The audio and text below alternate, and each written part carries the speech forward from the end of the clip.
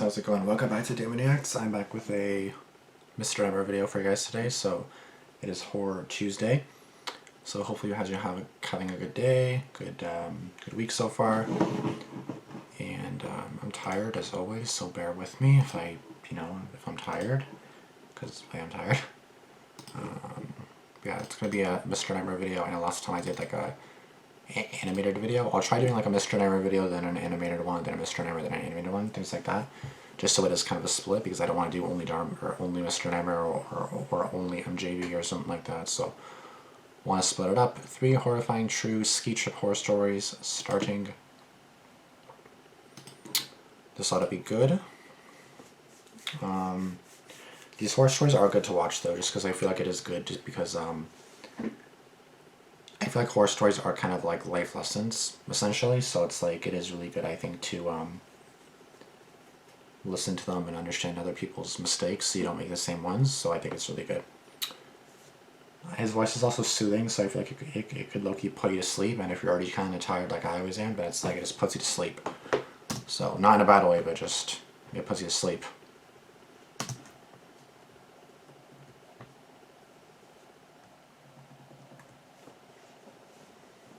Savannah.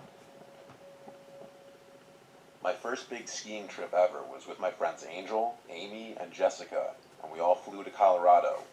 We all rented an Airbnb in the town of Snowmass, right by Aspen Mountain Ski Resort. That is really pretty though, like fuck. I had only been snowboarding one other time in my life at this point, and that consisted of riding down the bunny hill over and over. I was pretty bad. First thing we did from the airport was Uber straight to the Airbnb. It was a spacious 4-bedroom house. It had a huge deck with a hot tub on it overlooking the Colorado countryside. Since it was nighttime already by the time we got there, we went out to some local bar on the first night, which was a Thursday. The next day we went straight to the mountain.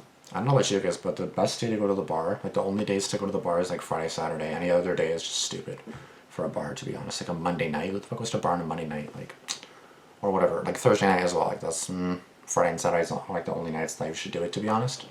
That's obviously not like a rule or any, obviously you can do it however the hell you want.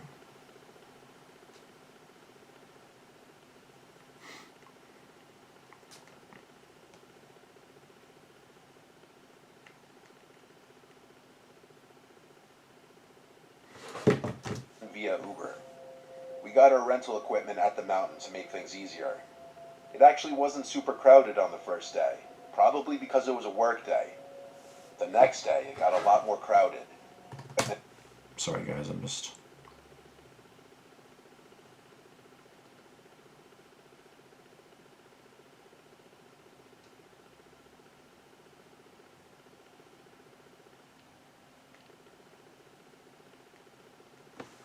And at the mountains. Sorry, I was messaging someone that barely answers me, so anytime they message me, I'm like, bro, of course they're messaging during the fucking video, but yeah, I'll back it up a few seconds and I'll start up. Sorry. Let's go. The time we got there, we went out to some local bar on the first night, which was a Thursday. The next day, Friday, we Saturday went only. straight to the mountain via Uber. We got our rental equipment at the mountain to make things easier. It actually wasn't super crowded on the first day, probably because it was a work day. The next day, it got a lot more crowded.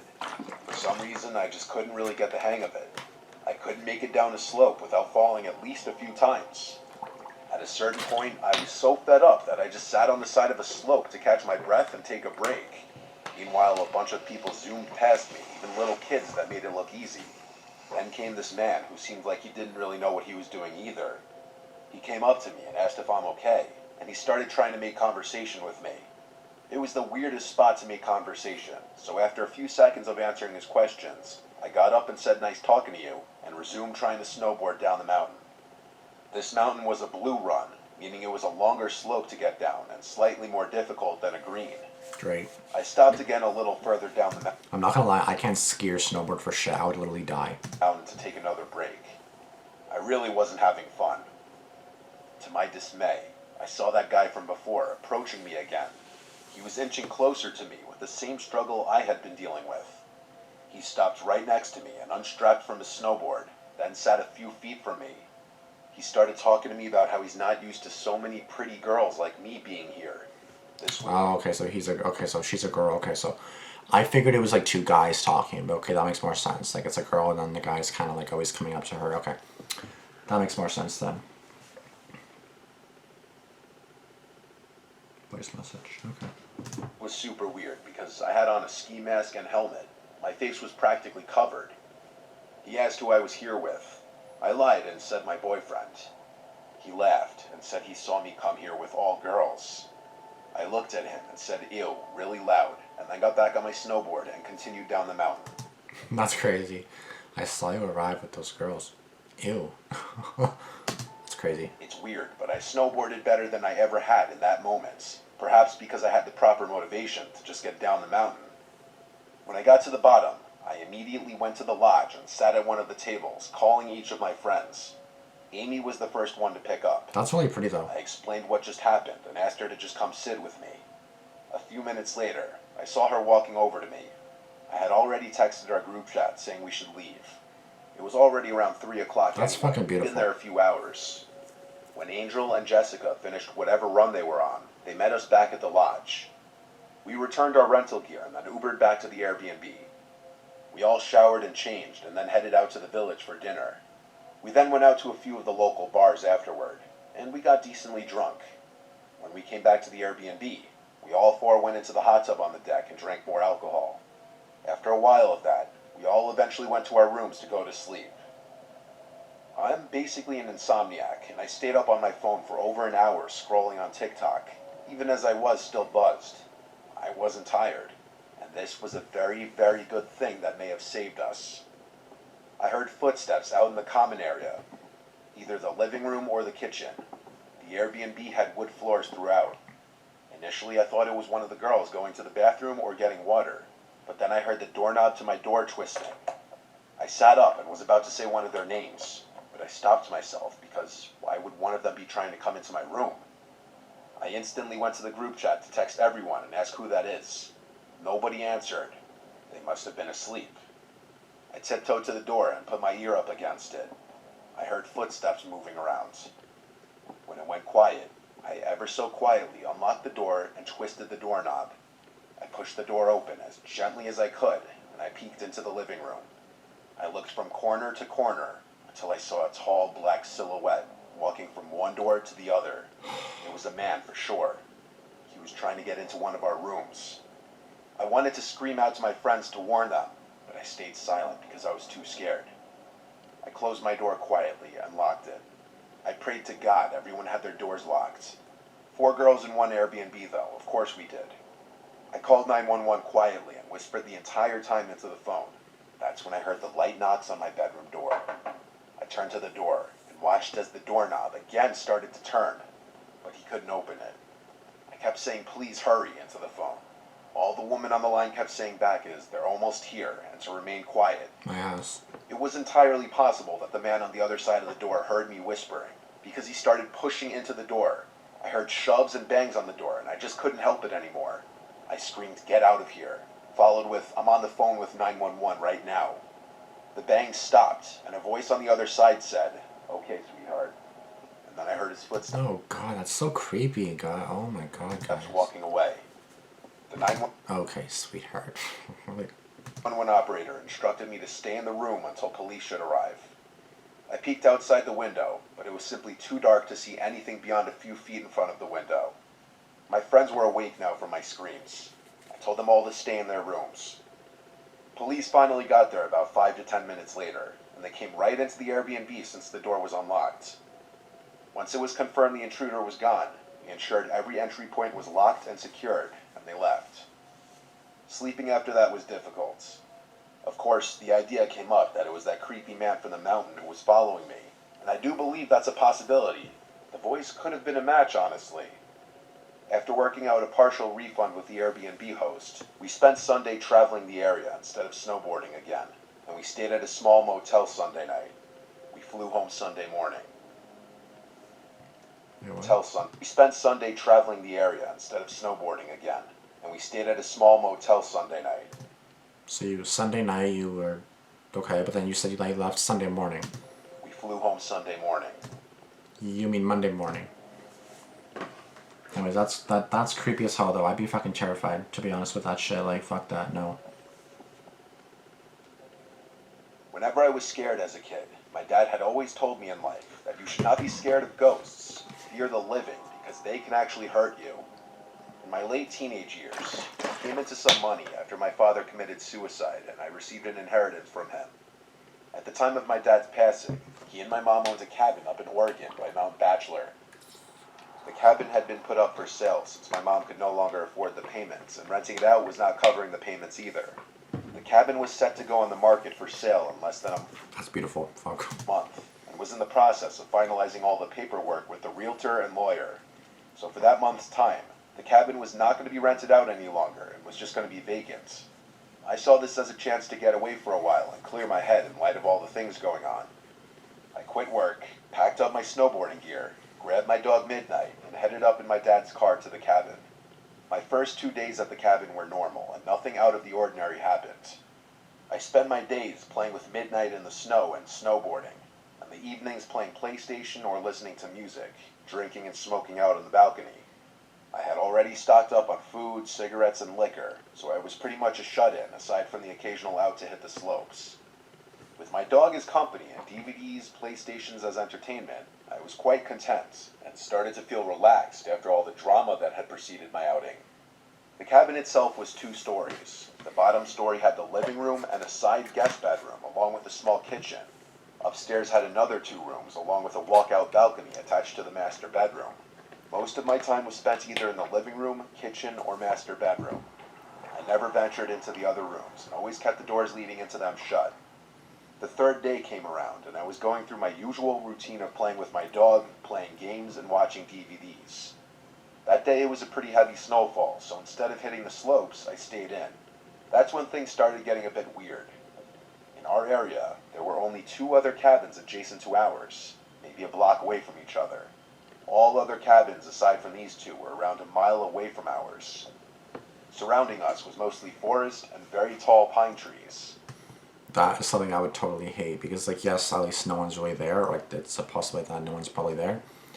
But if someone is there that I don't know, it's probably going to take the police forever to get there because, like, you're kind of, like, in an area that's, like, hard to get to in a sense. Or that would take longer to get to, I feel like. And it's just more scary, you know? More secluded. Like, there's no one that you can ask for help. Like, I have someone right there, beside me, both sides, behind me, in front of me. Like, we have neighbors across, everywhere, bro. Both these cabins were empty, and for the past couple of days, I knew that no one was currently staying there. Around midday, while outside with my dog, I noticed what looked like footprints in the snow around the area surrounding our cabin. It was still snowing, so the footprints looked semi-fresh, like someone had just been there in the last 20 to 30 minutes before me. I thought that maybe someone was staying in the cabin near me that I may not have noticed. Maybe they were shut-ins like me. Alright, whatever. The footprints led away from my cabin, and they disappeared in the snow towards the denser part of the trees. I disregarded the footprints and went back inside. Nighttime came around, and I decided to head to bed. My dog Midnight was laying on the bed with me when I noticed his ears perk up to a listening position. This was followed by him quickly jumping off the bed and running downstairs to the living room. I lay in the bed and stayed silent. I don't even have a dog, but I know, like, I've heard so many stories now. Anytime where a dog is kind of like, then they know something's up. It could just be them not malfunctioning, but just like maybe thinking that something's wrong, but nothing is. But then it's like sometimes it's actually something, bro. I was honestly freaked out. I could hear him moving around downstairs back and forth. After around 5 minutes, he ran back upstairs to me and started to do his doggy dance for the sign that he had to pee or that he wanted to go outside. Shit, well fine, I can't say no to him, so we both went downstairs to the outside driveway for him to do his thing. Only he didn't want to pee. As soon as we were outside, he started to pull his leash, trying to drag me to where he wanted to go. He kept looking into the dense part of the trees where the prints had been earlier, but he also kept sniffing the side of the house and looking up towards the roof. After he figured out that I was not going to go where he wanted, he sat himself down and just stared into the darkness. A bit unusual for him, but alright. Maybe there's some forest animals out there that he wants to chase down. Mm-hmm. But fuck this, I didn't want to chase anything. So I pulled it back inside, and we both headed back upstairs. Around half an hour later, I was lying in my bed when I heard what sounded like hooves walking on my roof. It was only a series of around 6 steps, and I rationalized that it could be a pine cone falling from a tree onto the roof, or maybe a kind-hearted forest animal running around. But here's the thing. The steps seemed to be spaced apart like a man-length stride, so it was really freaking me out. Midnight also heard the noise and was quick to run to the balcony screen door, expecting for me to let him out. Alright, you know what? I'm a tough guy, and at the time I considered myself to be fairly well built and strong enough to handle myself. So I grabbed my coat and shoes along with my cigarettes and flashlight and went out onto the balcony. Cigarettes? Why? As soon as I went outside, I lit up my cigarette and started canvassing the roof with my light. Nothing there, and the snow on top was undisturbed. Weird. Was it all in my head? What about Midnight hearing the noise? Maybe he was feeding off my paranoia. I started to calm down and relax again. My eyes started to adjust to the darkness, and I kept smoking and just staring at the stars and trees next to our cabin. That's when I saw it. In a tree that was a little taller than our cabin and around 20 feet from the balcony, I saw what looked like a man crouched in a squatting position in between 2 branches. It looked really tall, like 8 or 9 feet, and it was really fucking skinny. It was squatted on one branch, and its freakishly long, white arms were extended above its head, holding onto the branch above it, while its mouth was wide open with no expression. What the fuck is that? I wasn't sure if I was really seeing this thing, and stood just staring and sat there motionless. I noticed Midnight stand up and start pacing behind me and lightly barking at the same time. The thing still did not move. I put my cigarette out and was debating on shining the light in the thing's direction. I feel like in a scenario like that, it's just like you are gonna probably freeze a little bit because like you're not expecting that. Like again, you're basically in the middle of nowhere. Like you're basically in the middle of a fucking forest. At least here, if someone's like in the backyard or I don't know, you can call 911. Then police could probably be here soon. Or I don't know, like if they're in the back or the front, or that you can leave through the opposite way and then I don't know, hide or something, or I don't know, run to another house, or I don't know. I really don't know. But I just feel like it's safer. Obviously, it's good to have a dog, because dogs are good. They can protect you too. Or they can warn you of any danger, which obviously Midnight's trying to do. But I don't know what I would do in this scenario. Because all I'm thinking about is the one time where I had a guy come out of my backyard.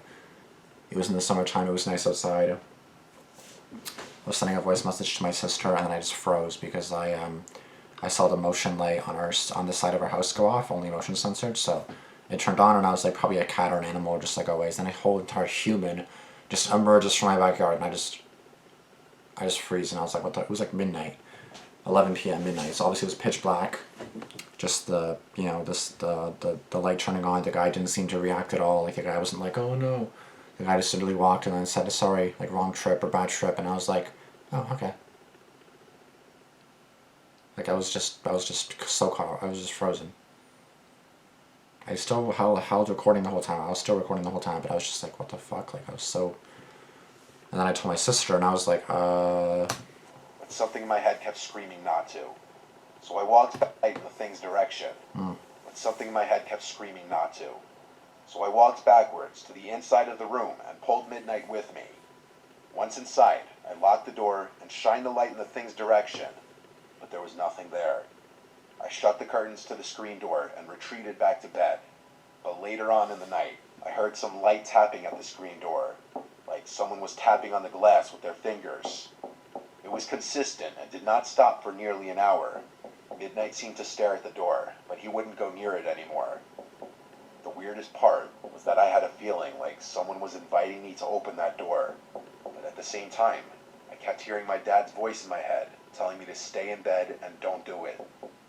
I listened to my dad's voice and just stayed where I was.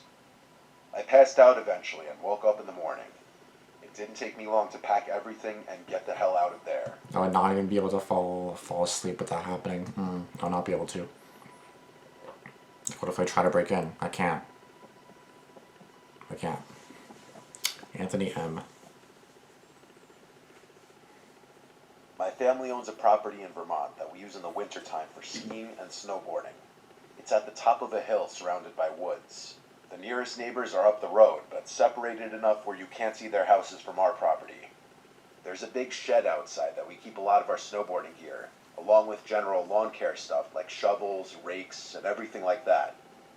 We keep the shed locked whenever we aren't up there. Once we unlock it though, we keep it unlocked for the entirety of our visits, as we don't really worry too much about people coming and stealing anything while we're there. The actual house is pretty nicely sized. It's technically 3 floors, with the 3rd floor being a loft master bedroom, which is reserved for my parents, and my siblings and I aren't allowed to use it. This one weekend, I was heading up there with this girl Melissa, who I was going to be teaching how to snowboard, as she'd never been before. Me neither. We had Well, these actually, dinner boards. I have been snowboarding like once or twice, but it went badly. Skiing never, because I would literally just die. Yeah, I would die. Up You guys would never see me again. along with all the proper equipment. On our property, since it's on a steep hill, we actually made our own little custom slope that we'd sometimes snowboard or sled down for fun. So before taking her to the actual mountain, I suggested I teach her the basics on the hill. We put on all of our gear, and right up at the top of the hill, I slowly started descending, showing her the basic movements. When she made her first attempt, she right away fell, as expected, but she was persistent and kept trying and getting back up.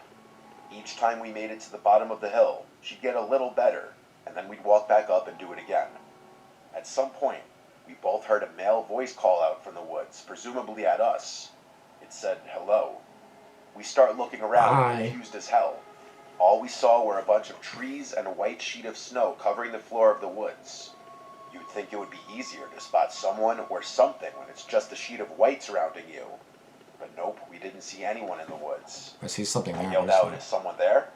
Nothing now. What's the The dead bench? silence of a secluded place in the winter. Melissa and I were slightly disturbed, so we walked back up to the house and went inside. I didn't think it could be the neighbors because I didn't see the driveway to the one we passed shoveled, and the neighbors further up the hill would have no reason to come down like that. I told her it must have been some random person going for a hike in the woods. That was the least scary possibility. Next thing we did was go out to my favorite nearby diner. Then we went shopping for basic groceries to get us through the next few days. Since it was a bit late now, we were going to spend the rest of the night just chilling at the house. We ate dinner and then chilled by the fire pit out back. At some point, we both heard the distinct sound of shoes stepping in snow not far away. I turned off the music for a second, but with the sound of the crackling fire, it still wasn't dead silence. By this point, whatever we heard stopped. I asked for her phone so I could use both my and her phone's flashlights to point into the woods. Again, like earlier, I called out, "Is someone there?" which scared Melissa. She asked to go inside, so we did. We didn't go back outside that night. The next morning, I woke up to Melissa getting out of bed. I was still tired, so I went back to sleep. When I woke up again, she was still not in the bed anymore. I looked at the time, and it was already like 9 a.m., so I got up and opened the curtain to the window. I looked out at the shed outside. The door was open, and I saw the breath of someone being blown from behind the door to the shed. I wondered what Melissa was doing out there. I opened the window and yelled Melissa's name, but when she called back, her voice came from inside the house, right in the living room. I got goosebumps. I kept watching the escaping breath of whoever was in our shed blow out the door. I yelled outside, "Yo, who's in my shed?" And a few seconds later, I shut the window and ran out to the living room to find Melissa watching TV. Or rather now, she was more so just standing in front of the couch, concerned. I looked out the back door and saw the back of somebody dressed in black running into the woods.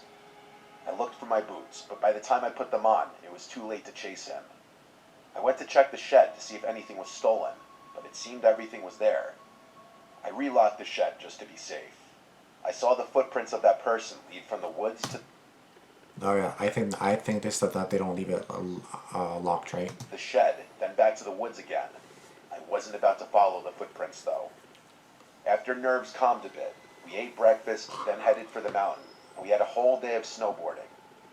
Melissa picked it up surprisingly well, and we plan to have one more day at it tomorrow. Bro, I would die doing After we that. got back to the house, we cooked a steak dinner, then watched a movie.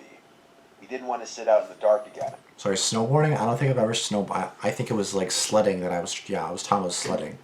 I've never skied, I've never snowboarded like this. No, I just skied. No, I just sledded. After last night and earlier that day. In the middle of that night, I woke up to Melissa shaking me. She explained why. Then she told me to listen. We sat in silence for about 30 seconds before we heard, "Help me," in a very long, drawn-out voice from outside. Melissa was in hysterics. Then we heard the voice again. I went over to the window, and she begged me not to open the curtain. I said I was just going to take a peek. I gently lifted one corner of the curtain to peek outside. I don't know what I was expecting to see, except for total blackness. I cracked the window open, and a gust of cold air hit me in the face. I listened, intending on getting a better idea of where this voice was coming from, and I suddenly heard footsteps in the snow, getting much louder very quickly. They were coming toward the window. Fuck, close the window. I quickly pulled it down and relocked it. Whoever it was already saw me, though. The knock on the window confirmed it. I looked over at Melissa, who was hiding under the blanket, making faint crying noises.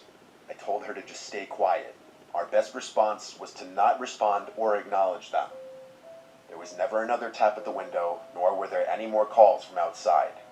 It was a long couple hours after that of not sleeping. Eventually, though, we got so tired that we did end up just falling asleep. The next morning, I checked around the house, and there were footprints literally surrounding the house. Someone or multiple people had been circling the house, apparently going from window to window. We decided we'd leave early, because clearly someone was stalking us from the moment we got there. I locked everything back away in the shed. Then we packed the car, and back to Rhode Island we went. For those curious, nothing was broken into or stolen the next time any of us went back up there. So truthfully, I don't even really have a guess as to what that person out there wanted. But it was most definitely the same person stalking the house from the moment we got there.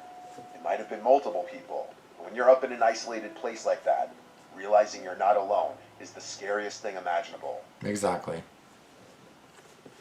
That's why I'm saying, because like again, on my street, there's at least like literally, probably at least like 50 people. It depends how many people are in each house, but if there's like 5 here, 5 here, 5 here, that's like 15 in 3 houses, right? So like 50 to 100 people, but if it's just you in the one house and then surrounding area, just to know that you're not alone, then it's like, then I can make you really uneasy. And it would make me really feel uneasy. So I'd be like, you know?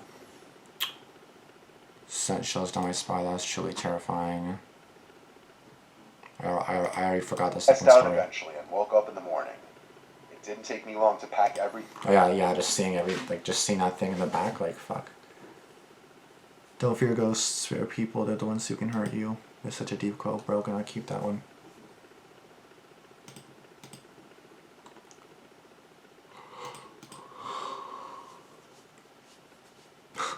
The guy in the first story was clearly trying to break into her bedroom to give her tips on how to be a better snowboarder. That's all. Obviously, like, what else would the guy want? What else could he possibly want?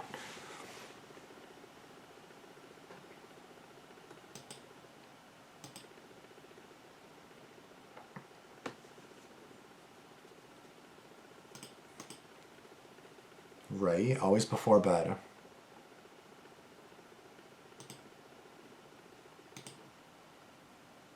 Oh, I guess some other guy covered this story as well, Mr. Ballin.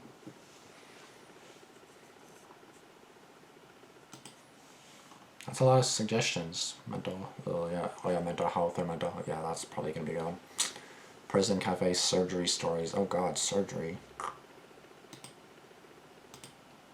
So this person got 6.8 thousand push-ups to do. Good luck with that, bro. The perfect video considering I'm currently on a snowboarding trip. Well, RIP to you, I guess. Thank you guys so much for watching. If you guys enjoyed this video, please be sure to give it a like. Comment down below your thoughts on this video. Have you guys ever been skiing, snowboarding, sledding? Let me know what you guys have done. If you guys have experienced any stories like this, hopefully not. Hopefully you guys have been safe and hopefully you guys have had no issues. But yeah, with that being said, thanks for tuning in to Reacts. Happy Tuesday once again, and I'll see you guys later. Deuces, peace. Thanks for tuning in to Reacts.